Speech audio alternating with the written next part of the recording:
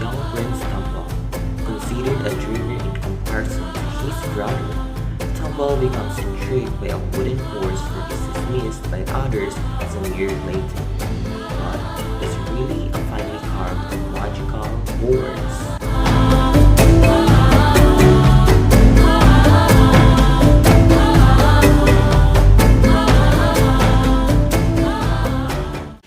Once upon a time, not so very long ago, there was a land in which the people were very prosperous. They had made all kinds of discoveries in the growing of plants, in harvesting and preserving fruits, in making objects for sale to other countries, and in many other practical arts. Their ruler was unusually enlightened, and he encouraged new discoveries and activities because he knew they would help his people. He had two sons, Tomball and Hoshiyar. Hoshiyar was expert in using strange devices. Tomball was a dreamer who seemed interested only in things which were of little value in the eyes of the citizens. From time to time, the king, whose name was King Mugkin, would make this announcement. That all those who have interesting and useful devices, present them to the palace for the examination so that they may be rewarded. Now, there were two men of that country, an ironsmith and a woodworker, who were great rivals in most things, and each delighted in making strange contraptions. When they heard this announcement, one day they agreed to compete for an award, so that their relative merits could be decided once and for all, and recognized in public by the king. The ironsmith worked day and night on a mighty engine with the help of many talented specialists, and he surrounded his workshop with high walls to keep his work secret. The woodworker took his simple tools and went into a forest, where, after long and solitary reflection, he prepared his own masterpiece. News of the rivalry spread, and people thought that the ironsmith would easily win, for his cunning works had been seen before. And while the woodworker's products were admired, they were not very useful. When both were ready, the king received them in court. The ironsmith produced an immense metallic fish, which he said could swim in and under the water, Carry freight over the land, burrow into the earth, and even fly slowly through the air. At first, the court found it hard to believe that there could be such a wonder made by man.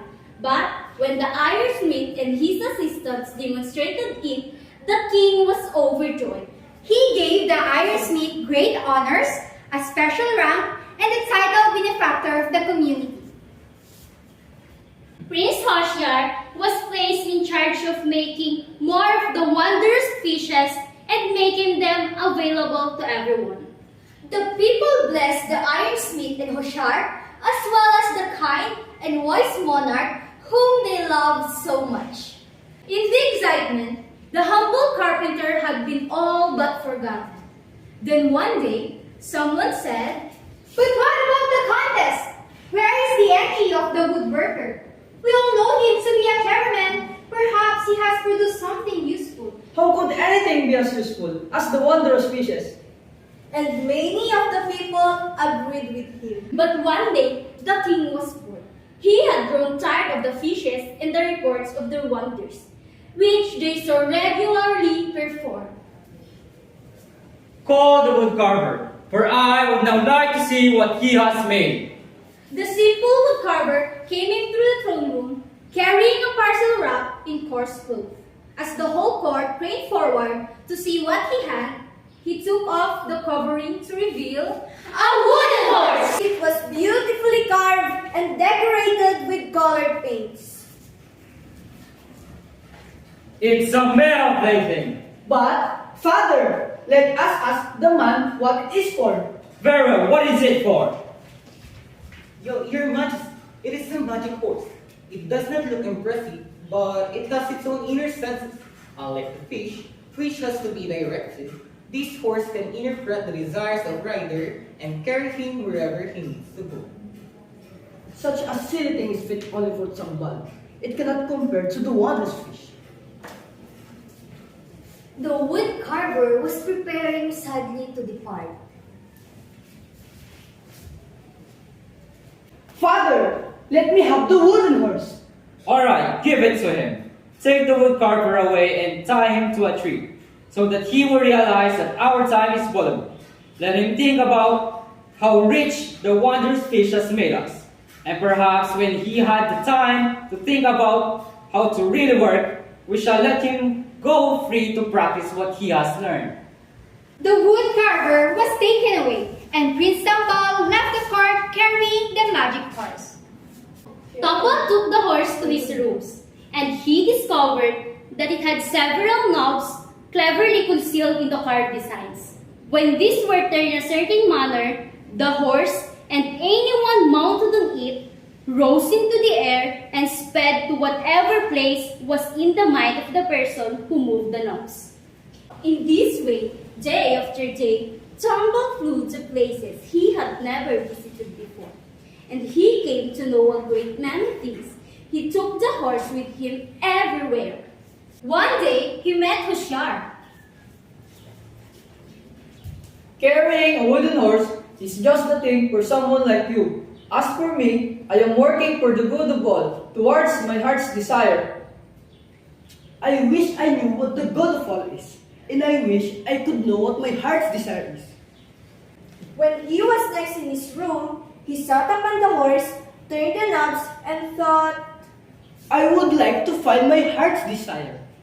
more swiftly than light, the horse rose into the air and carried the prince 1,000 ordinary days away to a far kingdom that was ruled by a magician king.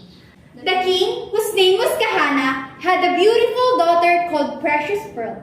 In order to protect her, he had imprisoned her in a palace that filled in the sky higher than any mortal could reach. As Tambal was approaching the magic land, he saw the glittering palace in the heavens, and he alighted there. The princess and the young horseman met and fell in love. My father will never allow us to marry, for he has commanded that I must marry the son of another magician king who lives across the cold desert to the east of our homeland. He wants to unify the two kingdoms by this marriage, and no one dares to disobey him. I will go to him and try to reason with him. But when he descended into the magic land, there were so many new and exciting things to see that he did not hurry to the palace. When he finally arrived, the drum at the gate was beating, which meant that the king was absent. When will the king return? He has gone to visit his daughter in the Weirding Palace, and he usually spends several hours with her. Tambal went to a quiet place where he willed the horse to carry him to the king's private apartment. I will approach him in his own home. For if I go to the Whirling Palace without his permission, he may be angry. When he got to the king's apartment, he hid behind some curtains and lay down to sleep. Meanwhile, unable to keep her secret, Princess Precious Pearl had confessed to her father that a man on a flying horse had visited her and wanted to marry her. King Kahana was furious. He placed sentries around the whirling palace and returned to his own apartment to think things over. As soon as he entered his bedchamber, one of his tongueless magic servants guarding it pointed to the wooden horse lying in a corner. Aha! Now I have him. Let us look at this horse and see what manner of things it may be. As he and her servants were examining the horse, the prince slipped away and hid in another part of the palace. The king twisted the knobs, tapped the horse, and tried to understand how it worked, but he was baffled.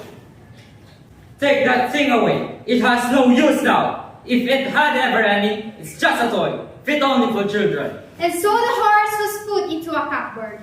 Now, King Kahana thought that he should arrange his daughter's wedding without delay, in case the man with the horse had other ways to win her. So he called her to his palace and sent a message to other magician king whose son was to marry Princess Precious Pearl, asking that the prince be sent to claim his bride. Meanwhile, Prince Tomball escaped from the palace when the guard was asleep and decided to return to his own country. His quest for his heart's desire now seemed almost hopeless. If it takes the rest of my life, I shall return with troops to take this kingdom by force. I can do that only by convincing my father that I must have his help to attain my heart's desire. So saying, he set off. Never was a man worse equipped for such a journey. An alien, traveling on foot without any kind of provisions, facing pitiless heat, freezing nights, and sandstorms. He soon became hopelessly lost in the desert. Delirious, Tomball blamed himself, his father, the magician king, the wood carver, even the princess, and the magic horse itself. Sometimes he thought he saw water ahead of him, sometimes fair cities. Sometimes he felt elated, sometimes incomparably sad. Sometimes he thought he had companions in his difficulties. But when he shook himself, he saw that he was quite alone. He felt that he had been traveling for an eternity. Suddenly, when he had given up and started again several times, he saw something right in front of him that at first looked like a mirage. It was a garden full of delicious fruits that sparkled and beckoned him to come closer. At first, Tomball did not take much notice and continued walking. But soon, he realized that he was passing through such a garden. He gathered some of the fruits and tasted them cautiously. They were delicious. They took away his fears as well as his hunger and thirst. When he was full, he lay down in the shade of a huge, welcoming tree and fell asleep. When he woke up, he felt well enough. But something seemed to be wrong. Running to a nearby pool, he looked at his reflection in the water. Staring up at him was a horrible sight. He saw a long beard, curved horns, and ears a foot long. He looked down at his hands. They were covered with fur. Was it a nightmare? Pinching and beating himself, he tried to wake up, but it was no use. Beside himself, with fear and horror, screaming and sobbing, he threw himself on the ground. Whether I live or die, these fruits have ruined me, even with the greatest army of all time. Conquest will not help me. Nobody would marry me now, especially not Princess Precious Pearl.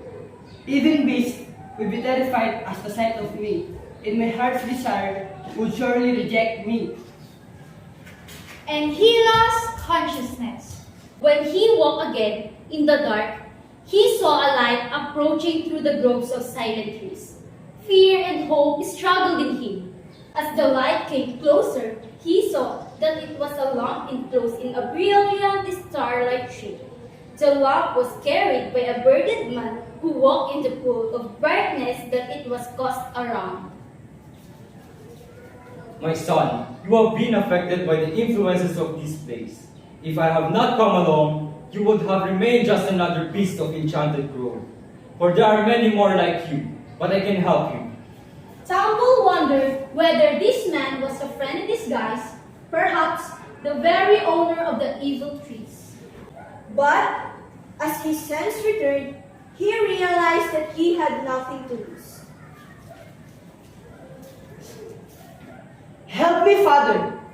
If you really want your heart desire, you have only to fix this desire firmly in your mind, not thinking of a fresh, delicious fruit. You must take up some of the dried fruits that are lying down on the foot of all these trees and eat them. Then follow your destiny. So saying, he walked away. As the sage's light disappeared into the darkness, Tomball saw that the moon was rising, and in its pale light he could see that there were indeed piles of dried fruits under every tree. He gathered some and ate them as quickly as he could. By now, it was first light, and in the dawn, he heard the tinkling of camel bells. A grand procession was coming through the enchanted forest. As Tomball stood there, Two riders pulled away from the glittering line of people and animals and galloped up to him. In the name of the Prince, our Lord, we demand some of your fruit. His Celestial Highness is thirsty and has a desire for some of these strange apricots. Tambal did not move, still numb from his recent experiences. I am Jatugarsada, son of the Magician King of the East. Here's the bag of gold. Oh, I'm having of some of your fruit because I'm desirous of it. I'm in a hurry to pay my bride, Princess Precious Pearl, daughter of Kahana, Magician King of the West. At these words, Tambal's heart turned over, but realizing that this must be the destiny which the sage had told him to follow, he offered the prince as much of the fruit as he could eat. When the prince had eaten, he began to fall asleep. As he did so, horns, fur, and huge ears started to grow out of him. When the soldier shook him, the prince began to behave in a strange way. He claimed that he was normal and that they were deformed. The prince's counselors restrained him and held a heated debate. Tambal claimed that all would have been well if the prince had not fallen asleep. Finally, it was decided to put Tambal in the carriage and have him play the part of the prince. The horned Jatugarzada was tied to a horse with a veil thrown over his face, disguised as a servant woman. He may recover his wits eventually, and in any case, he is still our prince. Tambal shall marry the girl. Then, as soon as possible, we shall carry them all back to our own country for our king to solve their problem. Tambal, biding his time and following his destiny, agreed to his own part in the masquerade. When the party arrived at the capital of the West, the king himself came out to meet them, and Tambal was taken to the princess as her bridegroom. She was so astonished that she nearly fainted, but Tambal whispered quickly what had happened, and so they were married, and the people had a great celebration. In the meantime, the horned prince had half recovered his wits, but not his human form, and his escort still kept him under cover. As soon as the feasting was over, the chief of the horned prince party, who had been keeping Tambal and the princess under a very close watch, presented himself to the court. O just and glorious monarch, fountain of wisdom, the time has now come, according to the pronouncement of our astrologers and soothsayers, to conduct the bridal pair back to our own land, so that they may be established in their new home under the most felicitous circumstances and influences. The princess turned to Tambal in alarm, for she knew that as soon as they were on the open road, Jatugarzada would claim her and make an end of Tambal. Fear nothing. We must act as best we can, following our destiny. Agree to go, but say that you will not travel without the wooden horse. At first, the magician king was annoyed at this wish of his daughter's. He realized that she wanted the horse because it was connected with her first suitor. Majesty, this is just a desire for a toy, such as any young girl might have. Let her have her plaything so that we may make haste homeward. So the magician king agreed, and soon the splendid procession was on its way. After the king's escort had withdrawn, and before the party stopped for the night, the hideous Jatugarzada threw off his veil.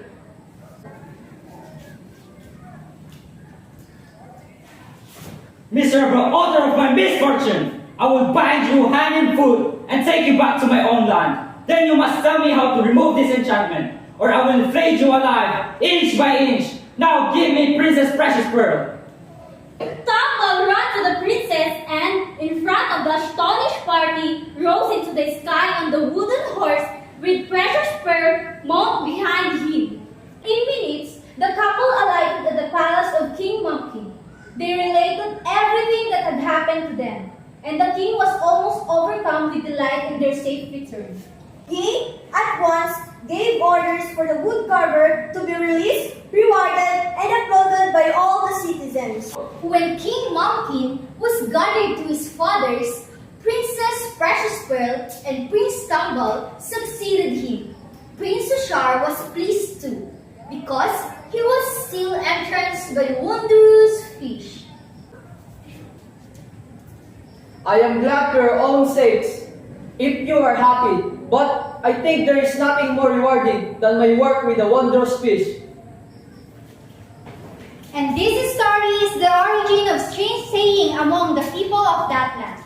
Although they have forgotten its beginning, the saying is, Those who have fish can achieve much through fish, and those who do not know their heart's desire may first come up to hear the story of the wooden horse. The story of the magic horse by Ike Grisha. 1, 2, 3, 4, 5, 6, 7, 8.